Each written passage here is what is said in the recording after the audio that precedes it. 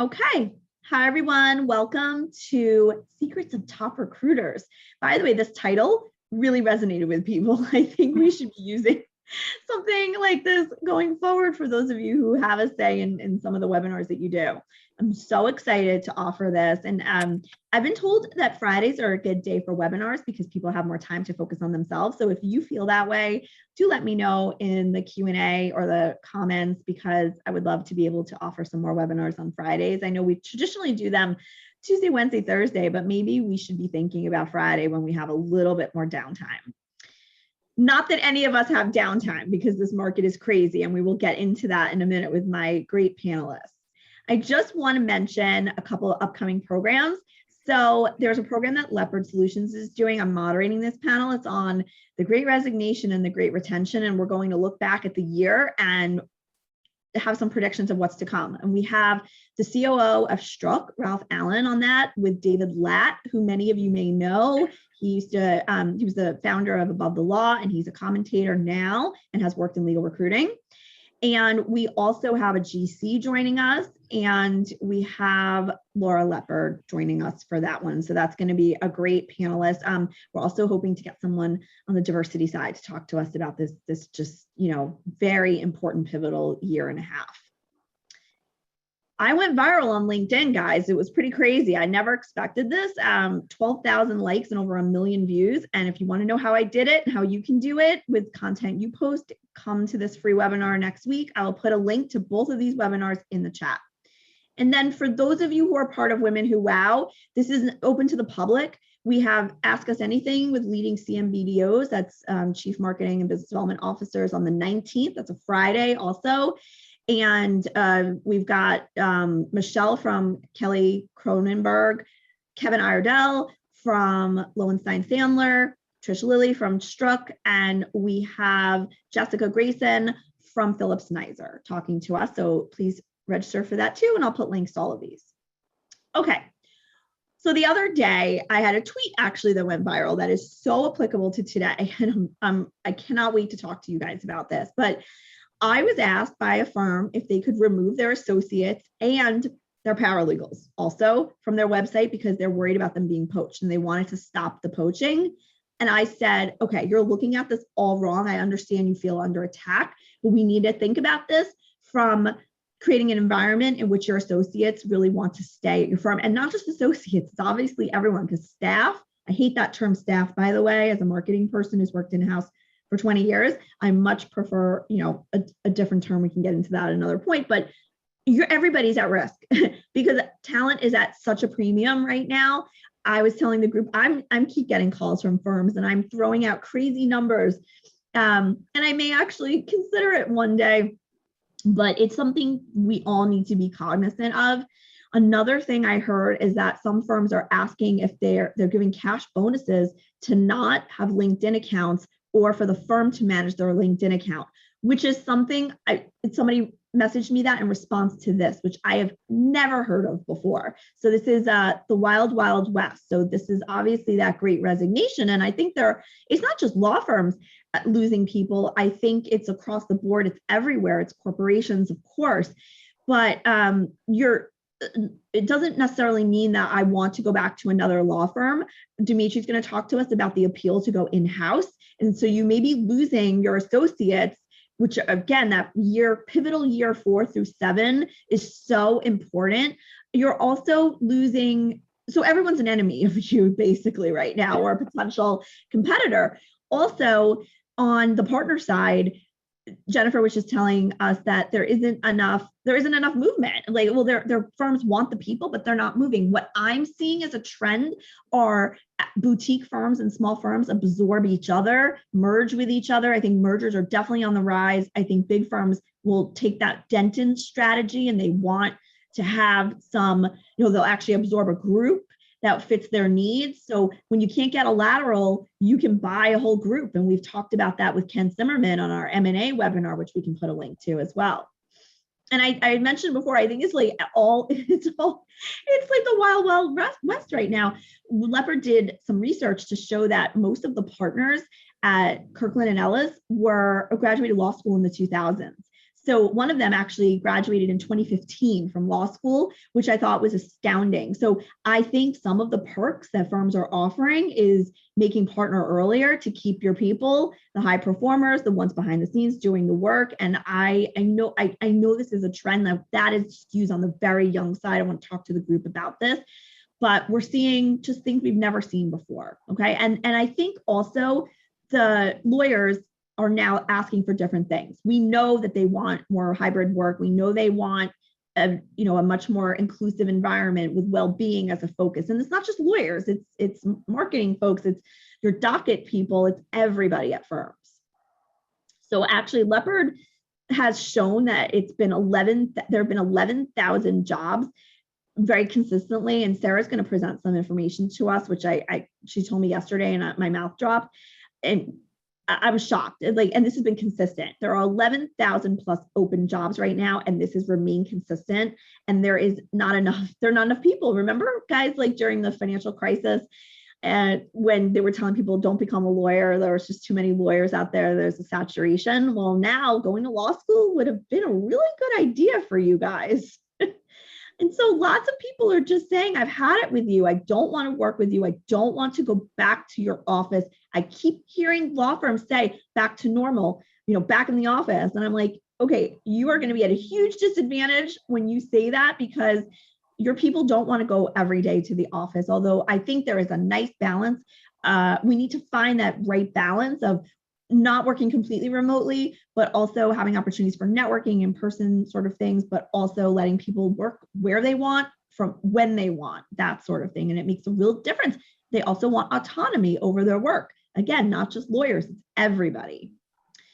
And so they're leaving. And so where are we now? We're in the great retention. It's not just legal, it's every industry. I think you guys have probably seen, I don't know if you guys do Amazon Prime a lot, but I live in Manhattan. I used to get everything the next day or the same day. Now it's taking 3 days because of a shortage of workers across the supply chain. We keep hearing this.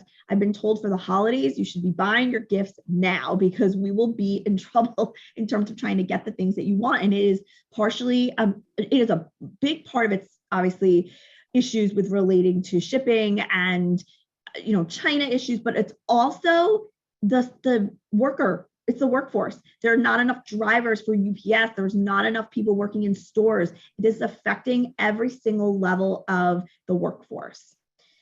And so retention needs to be your primary focus. And we will talk about retention and focusing on your employees, okay? And if people decide to leave, which they will, support them. So this is where alumni relations can really help you, being inclusive of this. We just did a webinar on alumni relations, which I'll put the link to, but it is just saying, you know what, we want you to be part of our community, because you may be a boomerang employee, return to us, refer us work, refer us a partner, refer us a marketing person, or become a client. Who knows?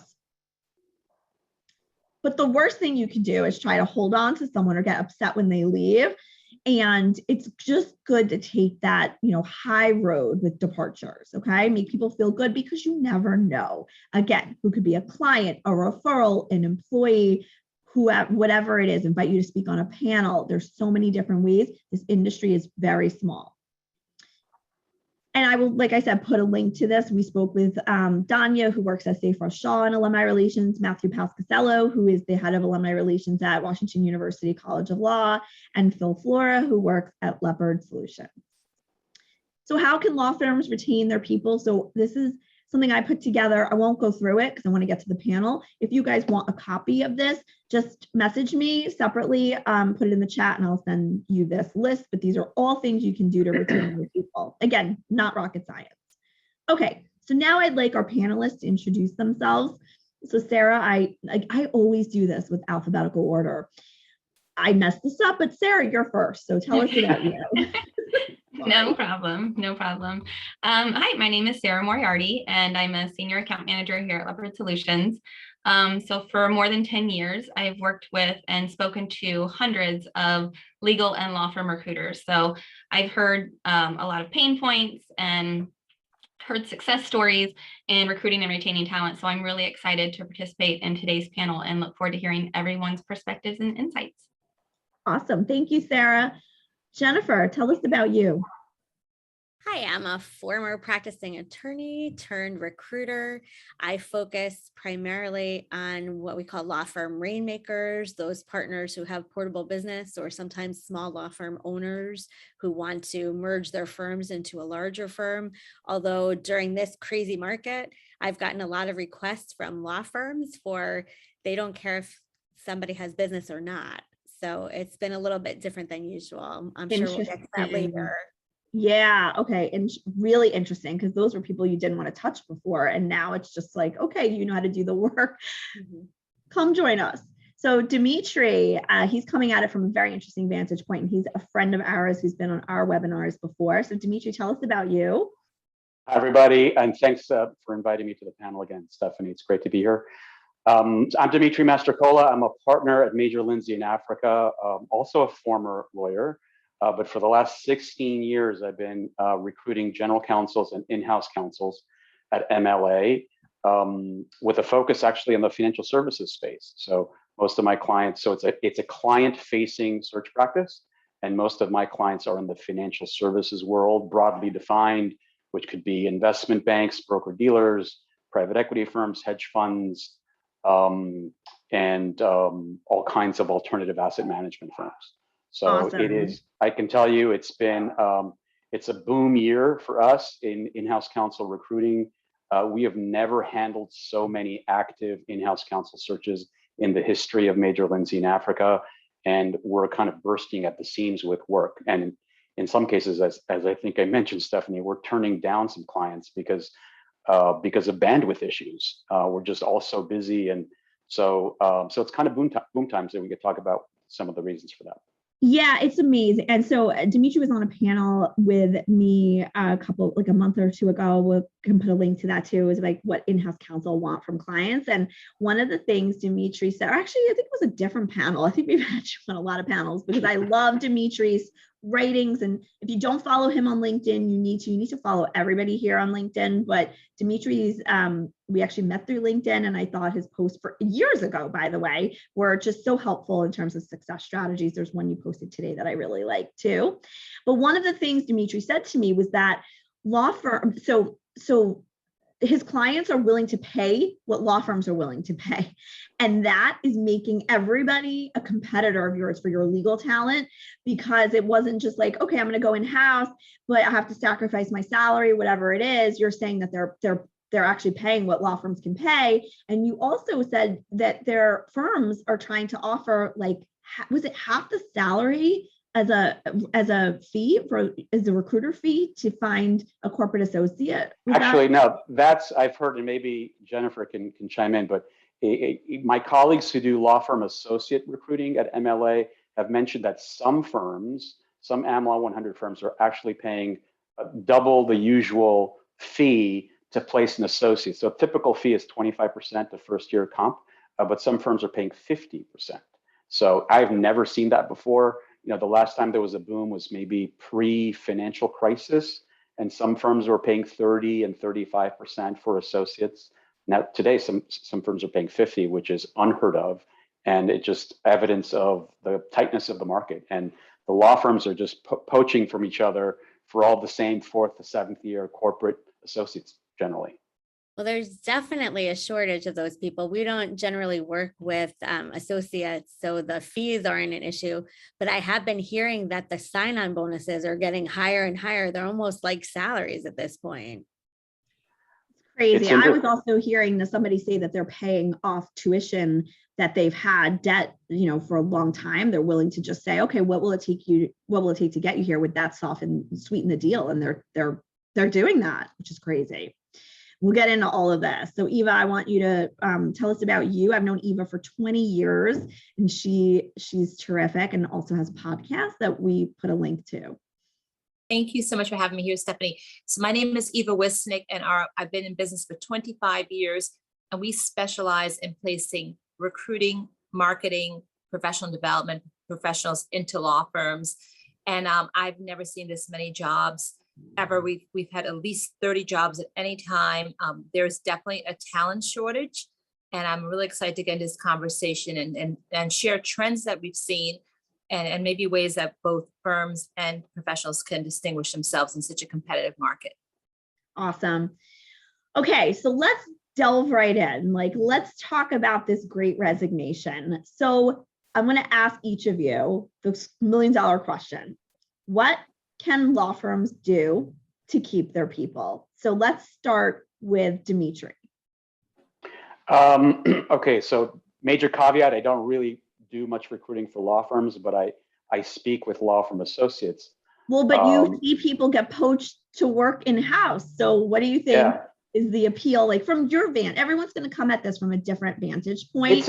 It's interesting. So pre-pandemic, for the kind of like the 2 years before the pandemic began, I actually noticed it had become more difficult for me to recruit associates away, because the law firms had begun to do a much better job of compensating the associates and offering some work-life flexibility, some abilities to kind of leave the office, go have dinner with your spouse and kids, and then log back in later on. And that flexibility, coupled with better pay, was making associates a little more reluctant about moving in-house. 7, 8 years ago, we would always get phone calls from mid-level associates saying, "Get me out of here. I'm tired of law firm life. I need to go in-house." In the couple of years before the pandemic began, that had begun to abate. And so I think law firms were doing a good job. As for now, post-pandemic, I think it's many of the things you've talked about, Stephanie. Law firms need to be thinking about the whole person, as opposed to just a billing unit, and really get to know the employees, get to know the associates, figure out what their emotional drivers are. It's not always about money.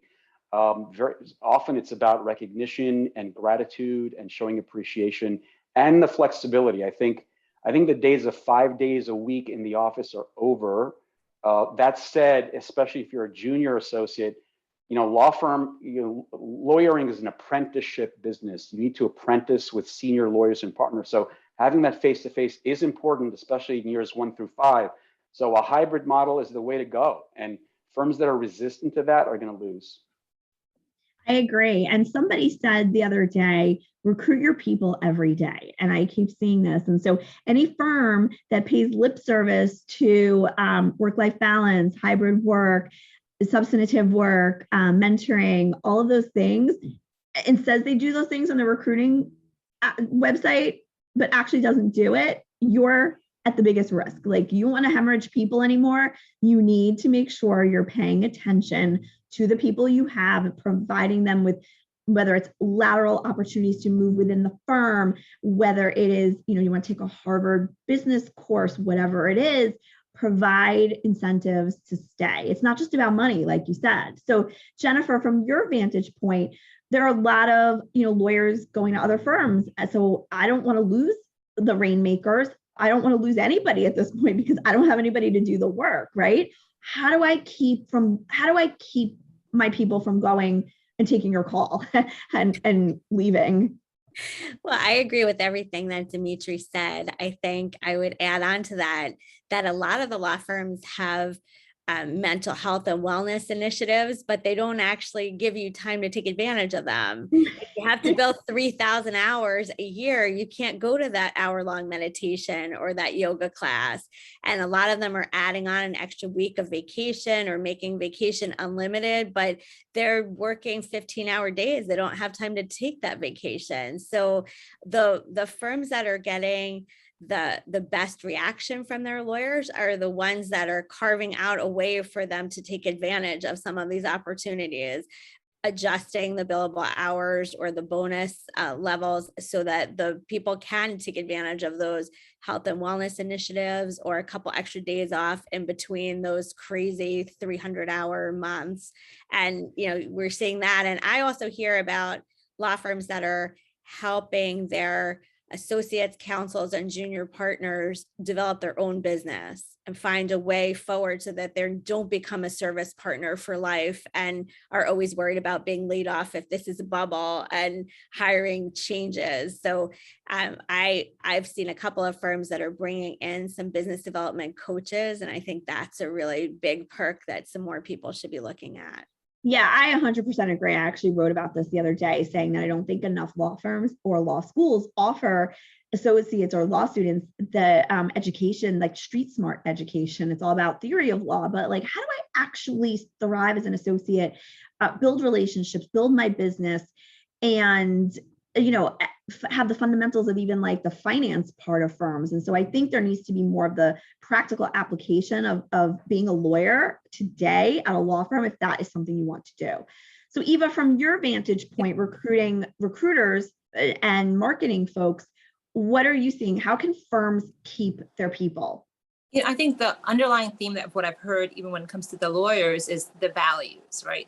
So, for example, if I get a call, and this happens 3 times a week, even from senior people who've been at their firms for many years, say, this doesn't fit anymore. Something's not working. It always comes down to values, right? It's very rarely the compensation or even the job, the skills part of it. So I think that the firms that are articulating and living their values, that are in sync with that, saying yes, they're walking their talk and they're being clear about it. I did a salary survey for the Washington recruiters the other day. We had 100 people online. It's on our website, all the results. And 50% of firms still haven't come up with what they're going to do in terms of return to office, whether it's going to be hybrid or not hybrid. And I get it. We're in so much uncertainty and it's gone on for so long. But the leaders who are willing to articulate and to say it's going to be a different workplace are going to get that. I think the big elephant in the room for business professionals versus attorneys is some firms are coming up with different guidelines for the business professionals versus the lawyers. And I think people are really getting very upset because everyone has worked so hard for the last 19 months. And I think they've proven that they can be very efficient and effective from home. So for somebody to say, well, now you have to come back 5 days a week, but the lawyers can do whatever they want. Yeah, I think a lot of that stuff is coming down to values. Now, how are we treating people and how are we going about valuing our talent at all levels? I could not agree with you more. As someone who has been on this staff side for 20 years, there are different perks that are offered to attorneys versus staff people. And I think it's an antiquated way to think about things. We sometimes even get different maternity leave. We get different vacation time. We don't get a lot of the educational benefits as well. Treat everybody. Your paralegals are being courted every single day. People like me are being courted every single day. You want to keep us, you should be putting us on the same playing field. And I agree with you. I've heard that law firms want their staff folks to be in the office 5 days a week, but lawyers can work from home or remotely or hybrid. That will not fly. That is going to be why you're losing people. And it is dangerous to do that. You must actually extend the same benefits to everybody. Sarah, from your point of view and what you've seen, you see both the recruiter side and the law firm side. What do you think on this issue? I definitely agree with what the other panelists have said. I think that firms have to go beyond money. So, I mean, it's not just about, because everybody is throwing money out there right now. Firms are, and it's something that I think that firms are definitely thinking more about, is going beyond just money. And there are other benefits out there. There are, like you said, there's culture, there's mentorship, there's opportunities for advancement, for them to feel valued, for them to have flexible options. I mean, there's just so much more than just, just the bonus or the sign-on bonus or whatever. And I think that that's really where firms can make the difference, is to focus on thinking outside of just that perspective of it. Yeah, I agree. We know that people, I remember, Jennifer, you said that there are, on one other webinar, you said that, when they're looking at the compensation packages, they're not necessarily picking the one that is offering them the most money, right? It's other things. What are those other things that they're selling? Is it the culture stuff? Is it the work from home? Is it other stuff that we're not covering? Well, the partners I work with, we're trying to find them the individual package that makes the most sense to them. There's so much money in the market now. It's not always going to be about the highest compensation on the associate side or on the partner side.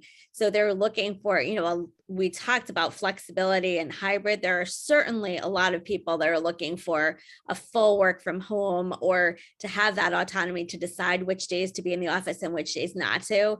But you shouldn't forget that there are some people who like to be in the office. I'm working with Absolutely. a candidate who would prefer to be in the office 5 days a week and wants to make sure that the firm is encouraging others to come in, so he's not the only one there. So Yep. everybody has their own individual way of looking at it. But I do think that a path forward and having more control over your own career is always going to be very important to people. So you mentioned there are some firms that are promoting crazy classes full of people, but if those associates who are promoted to partner are not ready on the business development front, when this bubble goes away, they may be the ones that get cut as service partners because they don't have any clients and they didn't get any mentoring on the business development side. So there are a lot of candidates that I speak to now that are really looking out for that. Everything's busy now and you don't need a book of business to move now, but at some point they want to make sure that they're responsible for their own client development. And that's a big driver. Yeah, and I agree. There are a lot of people who actually want to be in the office, who are extroverts or just enjoy, the idea of like separation between work and home. I think we're going to look back on this time and see to the detriment of associates and also junior talent, that they didn't get the FaceTime in with important people. They didn't get some of the networking opportunities, the mentoring opportunities, the just walking down the hallway to ask a question to your colleague, the stuff that we have been doing for years. There are people coming out of school going into this odd parallel universe kind of thing that we've been doing, and it's isolating. So, one of our panelists on our GC seminar last time this is Matt Dimitri was saying like that FaceTime is so important for his success. Like he would put himself in the sight line of certain partners to say, hey, I want to do that work. Hey, I'm available. So I think that's going to be something we need to deal with, and firms need to find ways to build that culture. And I am so sick of Zoom happy hours. So don't do that, but there has to be a better way to do this. So it is 1,000,000% a candidates market right now. So Dimitri, from your vantage point, what can candidates do to stand out if they want to go in-house? And what advice would you give them when they're looking at potential employers? I think, that's a pretty complicated question, complicated question to answer. But Did I think stump you? No, I'm not stumped. Oh. I think if somebody, I think associates need to think long-term and be strategic about their careers, even from the very beginning. So even as first, second, and third years, they need to be thinking out 5 or 10 years about what they really want to do, because time passes really quickly. And if you're at year 7 and you haven't gone in-house, it becomes really, really difficult to go in-house as an 8th, 9th, or 10th year. And if you don't have a book of business, then you're kind of in this no man's land of limbo. What do you do next? You become a service partner? Is it up or out at your firm? So my major piece of advice is, to be a good in-house candidate is really think about whether that's what you want, and start thinking about that soon, within the first 2 years of joining a law firm. And then, figure out what you enjoy doing in terms of practice areas, get as much exposure to the best work as you can, and just build up your skill set as best you can. And that, it sounds cliche or common sense to me, but that's really the core of it. And then the opportunities will find you kind of when you're at you're that 4th, 5th, or 6th year associate. Dimitri, somebody asked the question, why can't you go in-house after, when you're a 7th year or above? You can, don't get me wrong. You absolutely can. It's just the law of numbers starts to work against you at that point. When you're a 4th to 6th year, that's the zone of maximum marketability for an associate to go in-house. That's your window. After year 6, 7, the window starts to close really rapidly. Why? Because clients of mine, for instance, who are looking for somebody who's 8, 9, or 10 years out of law school for a role, they're going to prefer somebody who's been in-house for a couple of years at that point. Yeah. So there are plenty of candidates very talented candidates who are 8, 9, and 10 years out of law school who already have 2 to 3 years of in-house experience. And 9 times out of 10, my clients looking to hire, something more than just a mid-level in-house lawyer, they prefer in-house experience, because transitioning from being an associate to being an in-house lawyer, it's not an obvious thing. The transition could be bumpy. The way you practice law is very, very different. The way you communicate is different. The way you deal with people is different. Law firms are very simple structures, partner, associate. It's pretty binary. When you move in-house, you have multiple constituencies and stakeholders to deal with, business people. You're bought and paid for, so you're not a revenue generator. There's so many things that kind of fall into that mix that, that transition takes some time. And so that's why if you're 8, 9, 10 years out of law school and you're still at a law firm, many of my clients don't prefer a candidate like that. I mean, don't get me wrong. People like that do get interviews, but the bias is in favor of somebody who's already been in-house for a couple of years at that point. Okay, that makes sense. Yeah, it does. So I have been at, I think, 6 law firms: Proskauer, Paul Weiss, Sullivan and Cromwell, Mofo, Mayer Brown, and Tarter Krinsky and Drogan, which is crazy because I look very young, right? Little work done here and there. So Eva, question for you. I know the difference between Sullivan and Cromwell and Proskauer, and I know the difference between Mayer Brown and Proskauer, but other people may not necessarily, having worked there. They can only go on what they see online. If I'm, let's say, being courted for a position, it's a better title, it's a little bit more money, but then my firm counters, because everybody, by the way, is countering right now, which I don't know is a great idea, because I've heard that if you counter, the person stays with you for like a year, but those issues that led them to even leave are still there. So I've never gone to a firm and asked them to counter. I have said, I'm leaving. I enjoyed working with you. Yes. Goodbye. I don't think it's a good idea personally. So Eva, why for $20,000 more, for 20% more and a better title, should I go? Should I stay? If my firm is willing to offer me the same amount of money, like, what do you think? And how do I know what kind of firm to really go to? Absolutely. So I think there's 2 questions there. One is, how do you figure out which firm? And I think for those of us who are lived in this world, I've lived in it now since 1989 when I started out as a recruiter for Schulte, Roth and Zabel. Law firms are not the same. I mean, I think their cultures are incredibly different. I mean, I worked at Schulte, I worked at Cadwalder, and I thought it was like landing on 2 different planets, even though I did very similar jobs. So doing your homework is really critical. And I think it goes back to values, because how decisions are made, how people are treated, you could have a very similar role, but it will be different. So there's only the good reason to leave a job is because you're not learning and growing. That's the best reason. If somebody, I always ask, what are you looking for that's different when I'm interviewing somebody? And if money is really the major issue and you're underpaid, use our salary surveys. We do quite a few of them. We do them for marketing and business development people. We do them for all different recruiting people, and go and say, I need to be brought to market, right? Because, if I rather you have that conversation up front and not go back and say, I got this offer and leverage it. For me, like, if you do that to me, I will never work with you again. If you turn down an offer, I will work with you. But if you do that, play that game, I think that there's a lack of integrity in that. So go talk to them and say, look, I love it here. Can I take on more responsibility? Can we look at my current job description and come up with a new job? Because now I do X, Y, and Z, and I should be a manager or a senior manager. And here's what the market looks like for that. And I think smart firms will have those conversations. Lawyers love evidence. Even if you don't report directly to a lawyer, bring them the evidence. They always want to know what the firm across the street is doing, their peer firms.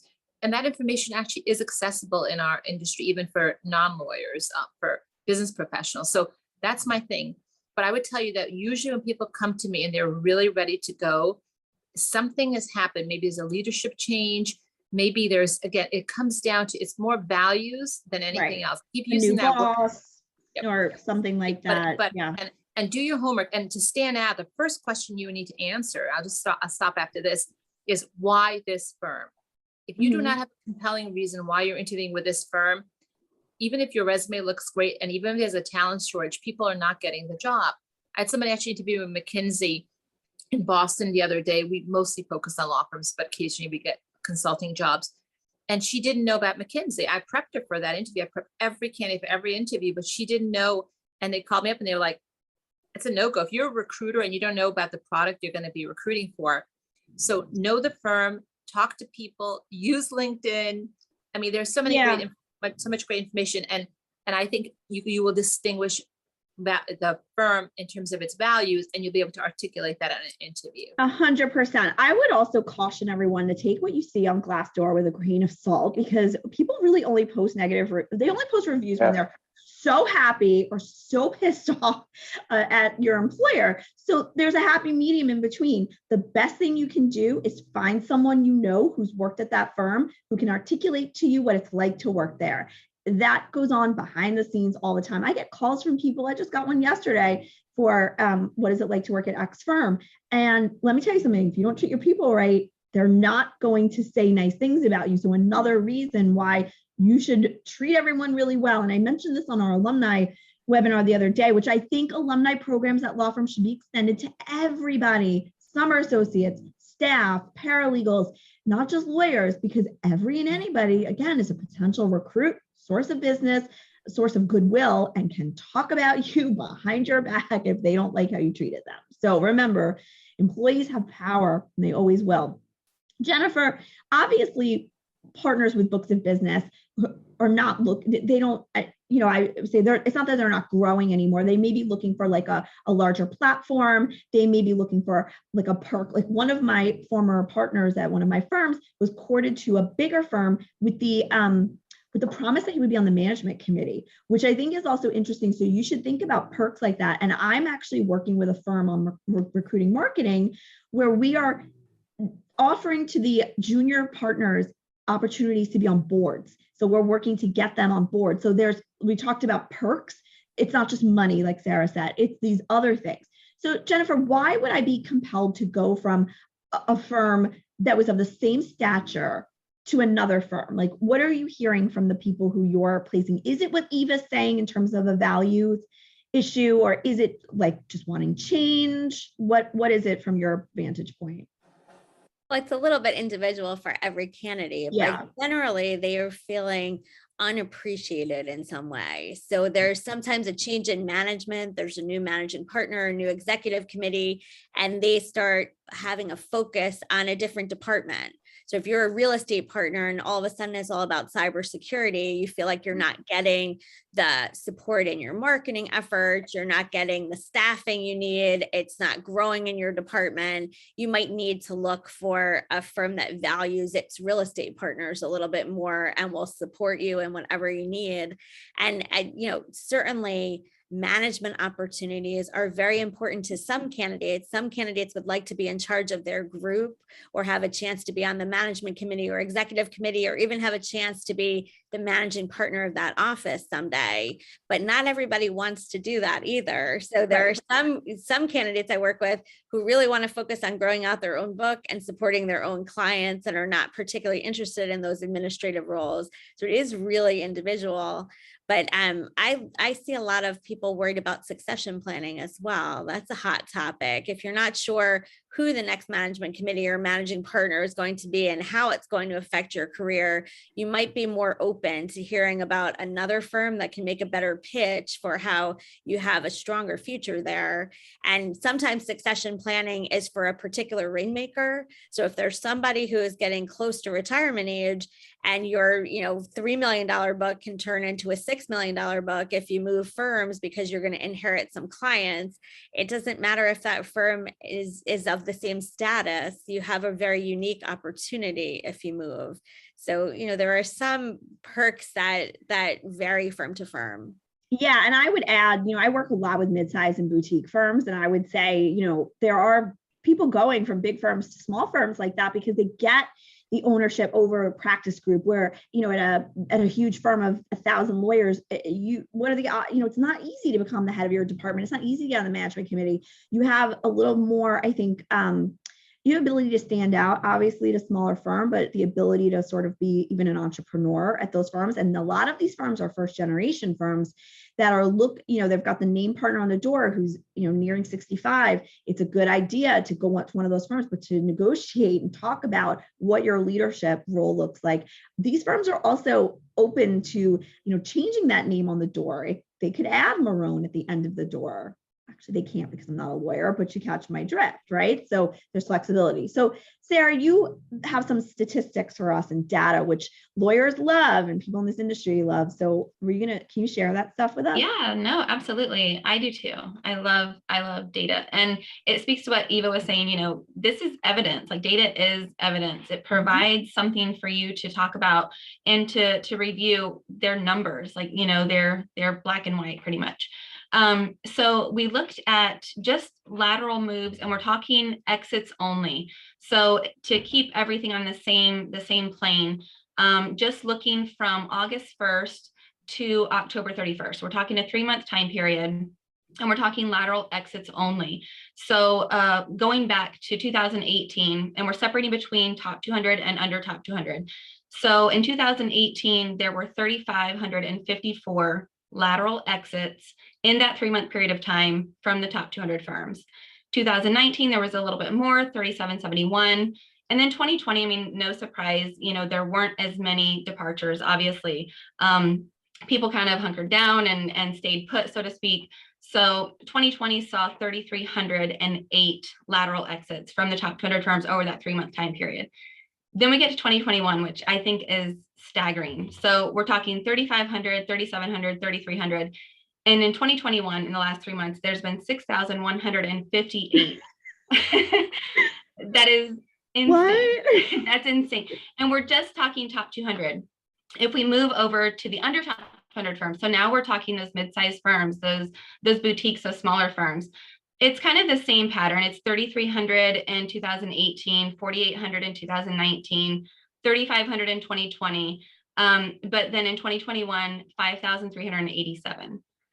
Those are just departures over a 3-month time period. Like, that is crazy. It's crazy. It is crazy. And then when you look at and you compare that with, the number of jobs that we're posting. So right now there's over, like you mentioned before, there's over 11,000 jobs in the database. But when you track that back, so in 2018, it stayed around. So we're talking about the number of jobs added in any 1 month. So we're not talking about, closed jobs or jobs that get filled or anything like that. We're just talking about new jobs that get posted and that we're tracking, so to speak. So in 2018, there was about 1,000 a month. So 1,000 jobs every month. The lowest number was 952 jobs posted in 1 month in November. It's not surprising. 2019, still pretty much the same. So we're at like 1,400, 1,500 was the highest number. 1,000 was the lowest number. And then we're talking 2020. So 2020 actually started off really strong, and we all know that. In January, there were 1,400 jobs posted. So that's a good number. February, it's still 1,200. And then by March, it starts to dip a little bit. We're at 800. And by April, we're at 305 jobs posted. So not surprising. And then it kind of, it bounces up a little bit more, moves up a little bit. And by the end of 2020, we're back to 1,000 jobs a month. But then in 2021, like, it's crazy. There were several months this year already where there have been over 2,000 jobs a month posted. The highest so far is 2,314 jobs in 1 month in August, which is, August and the summer. It is. It's like super slow. Yeah. And 2,300 jobs. And already 382 jobs posted in the first 4 days of November. It's just, it's crazy to me. It's crazy to me to see these numbers and just be able to, kind of see what's happening where it relates to the data. And it's crazy. It is just absolutely crazy. It's just the Wild West. I mean, so the other thing that this doesn't capture completely are like some jobs are getting filled so quickly. Like, I've talked to you guys separately about how a job will be open. And obviously, Jennifer, this doesn't count, like, jobs for laterals, partners with big books of business aren't being posted on law firm websites or on like Monster. Is Monster still around? Indeed, you know what I mean. Those jobs aren't, so the number is so much higher when you take into consideration all of the lateral partner searches. And also, even from your point of view, I mean, there are jobs on the chief level and the director level that aren't on public job boards. I want to talk about the why a little bit on the business professional side of things, which is my area of expertise. I think there's actually two different things going on. One is that a lot of the jobs we get are actually newly created jobs. So what happened was, like, in the beginning of COVID, when everybody just went into like, hunker down, the lawyers actually started doing more marketing and content development. And so a lot of at the specialist coordinator, senior coordinator level, even manager level, those are newly created jobs, meaning they're not replacement jobs, right? And then what the other trend I'm seeing at the same time is I've had talks with at least a dozen very senior people who've been around longer than me. I've been around for 30 years, and they thought they were going to stick around about 5 more years, and they're retiring right now. They're hitting 60, 61. They said, I've got enough money in the bank. I'm fully vested. I'm out of here. First of all, because trying to figure out what things are going to look like and how we're going to treat people and come back to work is an incredibly complicated thing, because there's so many different people who have different needs, and we've got multi-generational things going on. So what I'm trying to say is, like, on the business professional side, the amount of jobs I'm seeing, which is tremendous, are because we're adding new positions, and there's a finite number of people. I mean, how many people do law firm marketing? How many people do law firm recruiting? It's an extremely finite number. And I have to say to my clients every day, like, I can't manufacture people unless you're willing to go outside the industry, unless you're willing to train. We have a finite number of people. And then you've got the senior people. So that's what we're seeing. We're going to see even more openings at the senior level as these people are literally retiring early and saying, I'm out. It's interesting to hear that retiring aspect of it. And, we're not even touching all those other jobs that have been created at law firms, like procurement and legal project management and legal tech related jobs and the COO jobs and the finance. There's so many other business professionals that, like you said, that work at law firms. But I think that's interesting in terms of people saying, you know what, I'm done, I'm out. And I think that is something we've seen in the entire world, that people are saying, you know what, I don't actually want a full-time 9-to-5 job anymore. I want more flexibility. And they have the money. Look, the truth is, there's an incredible amount of wealth. I mean, anybody who wants to sell their house on the East Coast can retire. I ended up selling my beach house this summer, second home, because I got an offer that was just so ridiculous that I was like, fine, I'll wait 2 or 3 years to buy another house. Yeah, people have money right now, which is great. So, you're like, I'm not up for this. And people are exhausted from both the combination of being overworked for a long time and the level of uncertainty. I can't even say post-pandemic. Can anybody say post-pandemic? We're still in a pandemic, really, right? I don't love that term. I think but I'm just saying, like, almost 2 years of uncertainty coupled with working harder than we've ever worked. I mean, people are literally exhausted, and this really does include the business professionals as well as the lawyers, right? It does. So I want to ask you guys like 2 more questions, and then we will wrap it up. So what are the biggest mistakes you see candidates make? Is it different in the last 18 months? Like, what advice would you like to give people when they're interviewing? Dimitri, let's start with you. Okay, that's an easy one.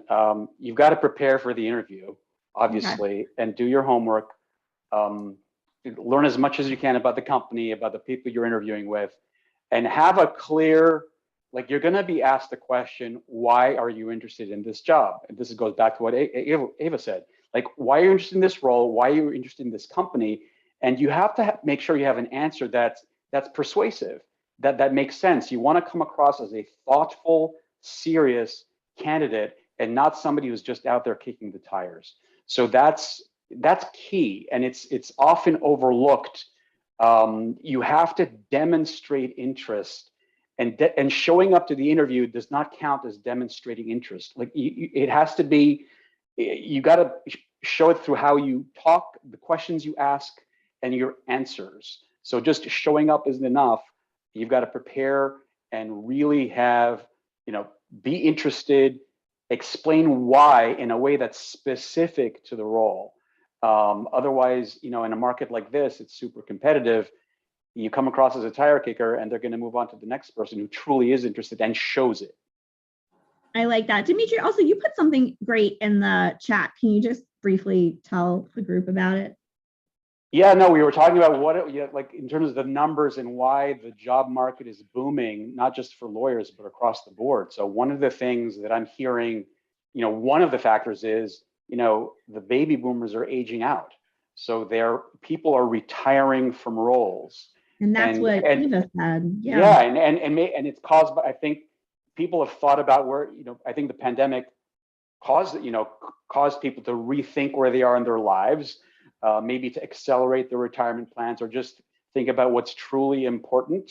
I can't begin to tell you how many conversations I had last year with people who had just turned 50 or maybe in their early 50s and really started to think, do I really want to continue to be doing this? What else is out there? Maybe could I join a board or something? But so I think the pandemic has caused people to rethink where they are in their lives and their career retirement plan. So we are seeing people retiring sooner than anticipated. So the boomers are aging out. It's creating demand for more roles. So that's one factor. The other factor is there's a lot of money sloshing around. The Fed has held interest rates super low and have pumped the market with liquidity for the last couple of years, and then pushed the pedal to the metal during the pandemic. So there's a lot of venture capital money, private equity money sloshing around looking for a place to go.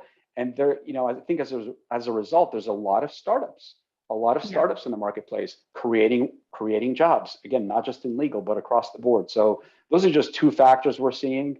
And I think demand for legal services was already pretty strong before the pandemic. I think those factors have just accelerated that. And I think, listen, people thought that the legal industry was hurt by COVID. And of course, there were people that, there were firms that had issues, but for the majority of firms did great. They were also cutting overhead. They weren't sending their people to San Francisco for, a meeting cross country anymore. They hunkered down and there wasn't a lot of movement, right? I wasn't hiring new positions. I may have deferred my new associates, but I definitely was holding on to my people. So you came out of that with this greater need, plus the clients had all this pent up work that they wanted to do. And then things just exploded. I love what you both said. And I think that, the retirement thing is something very interesting that I didn't realize. I think we have to also remember we have 5 generations in the workforce right now. And the way that millennials and Z and even X what they value in their employer, what they want is very different than the boomers. I mean, at the end of the day, we all want really meaningful work and work for a place that appreciates us, but how we do our work and from where and all of these things are different. So if your firm is, stuck back 20 years thinking about like what people want and basing it on what management thinks people want, you're going to be out of touch. And so this is why you should have younger people on your management committee on making real decisions at your firms to really, I learned so much from millennials every day, and I think we all could. So make sure your clients are also getting younger, FYI. So make sure that your firm accurately represents that. And so I want to ask Eva and Jennifer quickly about the mistakes they see candidates make. I will say that the biggest mistake I've made is talking too much about myself and not letting the other person talk, and I should be asking more questions. And I've also said, the thing when someone asks you what's your biggest flaw and you're like, oh, I'm a perfectionist, and it's like, oh, come on, or tell us about a challenging moment and you're like, oh, I don't have any, like I get along with everyone, and they see right through that. So I've learned to sort of let people talk more, and to less is more, I guess, is what I'm saying. And I am a perfectionist, but I'm not using that because it's so cliche. So, so Jennifer, what do you think about the biggest mistakes you see your candidates make? Well, sometimes I think any candidates in the market are short-sighted. There's a lot of money being thrown at people now, both in signing bonuses and crazy guaranteed bonuses and all kinds of, we see the salaries going up and up. And sometimes that's not worth leaving for, or the firm that pays the most is not the one that's the best fit for you. And I caution all of my candidates to think about, well, what is it that you're really looking for long term? But some of them are so sought after, and it's so flattering to be an M&A partner that doesn't have any business at all, that's being sought after for partner roles everywhere. And sometimes, we have to caution people, it's not just about what the firm can do for you. It's about when you get to the firm, how you're going to fit in, how you're going to contribute long-term to what they're trying to do as well. And one more mistake I saw a recent candidate make was only speaking to one firm where he had a friend, instead of, plug for recruiters, we can see a view of the entire market. But even if you're going to do it on your own, you really have to do some research, and you have to look at more than just one other firm, because you're never going to see everything that's out there, and the culture of the firm and the strategic vision of the firm and where you're going to fit in if you're just looking at one place. It's 100% right. And you made me think of something. There are so many non-equity partners or service partners who have been in the shadow of elder statesmen or rainmakers who are doing their work. And by the way, your time is now, because if you don't have to have that book of business, you don't necessarily need to stay working under that person. You can go one in-house, two, Jennifer says they're getting recruited to go to other firms. So if you're not getting those opportunities to thrive, build your book of business and have a managed leadership position, and those are important to you, and you don't want to work for those, do the same old under someone who's making way more money than you, call Jennifer. That's what I learned today. Eva, in terms of the biggest mistakes you see people make, what would you say? I'm going to go a very different direction. I agree with exactly what Jennifer and Dimitri said. But so as you probably remember, I wrote this book, Your Fairy Job Mentor's Secrets to Success during COVID. And it was intended for a slightly younger audience, not just legal. But my number one thing is you got to know yourself, right? So a lot of times when people get to a certain level of frustration, or they hear, oh, wow, the job market's great, they'll kind of go into the market. But if you can't answer, what motivates you? What are you looking for? What are you looking to get away from? So to me, I always start with the self-awareness. And, even in the midst of all this uncertainty, if we know what motivates us, like what skills are we excited to use? What kind of environment, even looking back at even schools you went to, like what really resonate with you and brought out the best in you? First of all, if you know that, you're going to be able to find it, and you're also going to be able to articulate it so much better on an interview. So to me, I say the lack of self-awareness is probably the thing I see that actually makes me sad, to be honest with you, because it ends up not helping people make the best decisions. I love that. And it's also, listen, we all get in our own way sometimes. So I think trying to really see yourself how others see you is so important, and be open to feedback. I have a mentor who I've worked with for many, many years on and off at 4 different law firms. And I will ask her and say, run a situation by her. And listen, we can all have mentors at all different points in our lives, and they can be younger than us, they can be older than us, they can be a colleague, it can be anything. But ask someone who is someone you really respect and trust, and about these things, and also be willing to listen and 100% change your behavior. I think that's really hard. Sarah, so I want everybody, my last question is going to be, what do you think is going to happen in 2022? So while my recruiters think about that, Sarah, have you ever interviewed anybody who's been really bad, and what advice would you give them? And otherwise, can you tell us what you think is going to happen in 2022? Did you say, have I ever interviewed anybody? Yes. Oh, a few over the years. I used to, way back when I used to work as a staffing specialist for just it's kind of like attempt to hire agency or whatever, and did, just kind of dozens of interviews a day. And so there were a few. My advice is definitely right along the lines, it's going to be totally different because it wasn't legal. And it was a really long time ago. But definitely do your research, know who you're interviewing with, know who their clients are, at least jump on their website for 5 minutes. I mean, something to let them know that you did prepare for the interview, and I definitely agree with Eva. Know what you want when you go in to the interview. Yeah, you're interviewing answer people, those by the way, questions. as much as they're interviewing you. Absolutely. You're interviewing them, and you are in the driver's seat right now. Everybody here, by the way, Absolutely. doesn't matter if you're here on behalf of your law firm or whatever it is, for yourselves. This is why I always tell people, cultivate your LinkedIn profile, have a personal brand long before you ever need it, because you never know. I've never really applied for any job I've gotten. It's all been through my network or LinkedIn. And all of my work now as a consultant comes either from a referral or from LinkedIn. So build your brand long before you ever think you need it. Absolutely. So let's go to everyone as a final thing. I'd like to ask you each to think about what the hell's going to happen in 2022. Jennifer, what do you think? What advice would you give to candidates and law firms?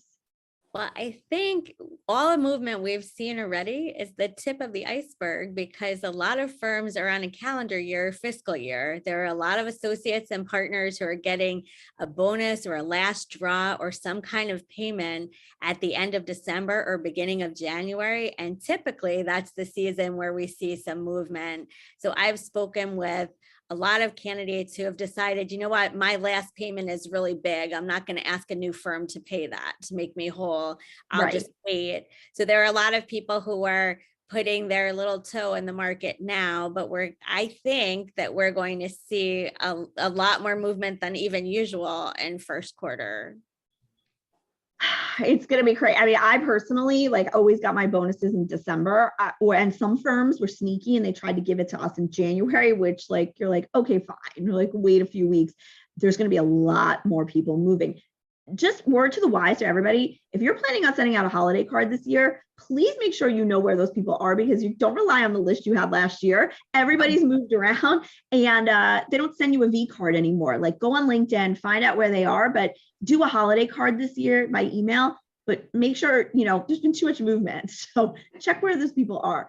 Dimitri, 2022, is this ever going to burst? What's going to happen? Do you think it's going to keep soaring like Jennifer said? I agree with Jennifer from the perspective that a lot of fiscal years and people will wait to get their bonuses. And I think, Eva, you'll agree with us on that in terms of the staff folks or business professionals. But Dimitri, what do you see in the in-house side?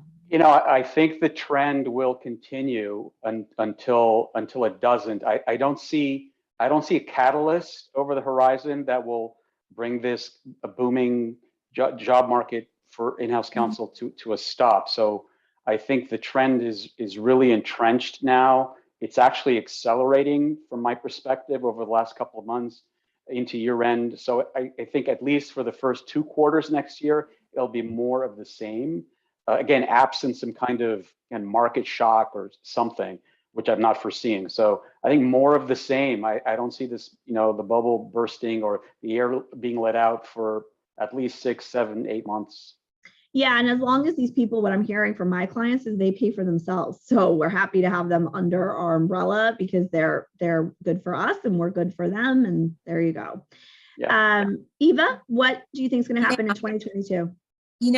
I think, first of all, if anybody, I don't think any of us can definitely know what the workplace is going to look like. I mean, that's the part where I think there is just no crystal ball. I mean, I think it's going to look different than some firm leaders think it's going to look like when we all sat around in June and said, what does it look like?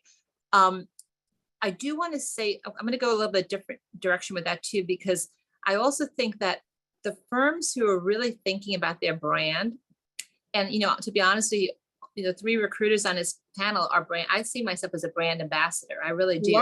Yeah. Part of what I see, and I'm so sure Dimitri and Jennifer turn down firms every day. Every day I'll say to a firm, you know what, we cannot take that job on. I already have 3 of those, and I'm going to find that if there's a limited talent, I'm going to find the firms that not only have been loyal to me, but I believe are great places to go work. Right. So that's people call me from a firm, right? Like today I had a director from a firm call me, and I talked to her associate director, same firm, and I didn't know they talked to each other. But she mentioned that if I get 3 calls within 2 weeks from the same firm from people wanting to leave, that is not a firm I'm going to send talent to, right? I mean, it just doesn't make. I mean, that's not my goal. It's just to place. And they don't realize, I think, that we talk or that everybody kind of knows everybody asking around kind of thing. So yeah. I mean, if you, in order to perform the best possible legal work for your clients, you need the best legal talent and you need the best business professionals to both recruit, help those lawyers learn how to market, help them get development through professional development and everything else. So I feel like the ball's off the people. I don't know if firm leaders are focusing on that piece of the talent, but it's so critical for the entire functioning of the firm. So yeah, I think you're right. I'm sort of, pointing a light on that piece of it, because I'm hoping that in 2022, firms will invest heavily in professional development and well-being for everyone to get them re-engaged in their workplace. Yeah, I do too. I mean, I think we have to somehow, go back to some semblance of like, I do think we're, like I said before, associates and business, we're all at a disadvantage from not being around our colleagues and not having that in-person interaction and FaceTime. Sarah, what do you think is going to happen in 2022? I don't know. It's really hard to say. Yeah, I mean, who knew what would have happened if you would have asked this time last year? Like, what do you think is going to happen in 2021? I don't think anybody would have had the answer for what actually happened in 2021, right? No, we're all scared. Yeah, absolutely. It was totally different. It was totally different. But I do hear, I feel like there's probably going to be more interest or talk about mergers and that type of activity. I think that firms are looking for ways to bring on lots of talent all at once rather than, hiring one or two people. So I think that might be something that ticks up a little bit. Something that I'm looking at, or bringing on like whole practice groups more often, because I think that's going to be a way to, when these firms have like 20 openings, that's a lot. And then, if 3 people walk out the door, now they've got 23, and they're also recruiting recruiters. So, firms and recruiters both, they're recruiting recruiters, and they're trying to retain not only their lawyers, but also their recruiters. I mean, like it's a lot. And so I think that, they're going to try and find ways to do more with less. I agree. I would just tell you, be open to every and anything, build your brands. And I would tell you if I was a law firm, I will tell you to recruit your people every day, not just law firms, any organization. Absolutely. Because people they're not your, I wrote about this recently. Your workplace is not your family. People leave, and don't expect your people to be totally loyal to you. It is a candidate's market. So make your place a great place to work. So I want to thank you guys. We're getting such great feedback from this program.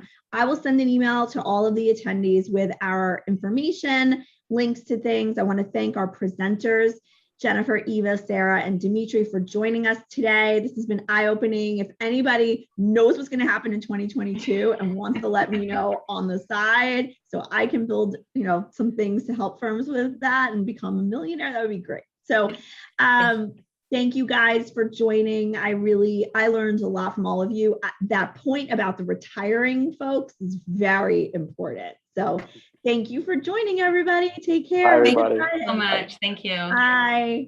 Bye.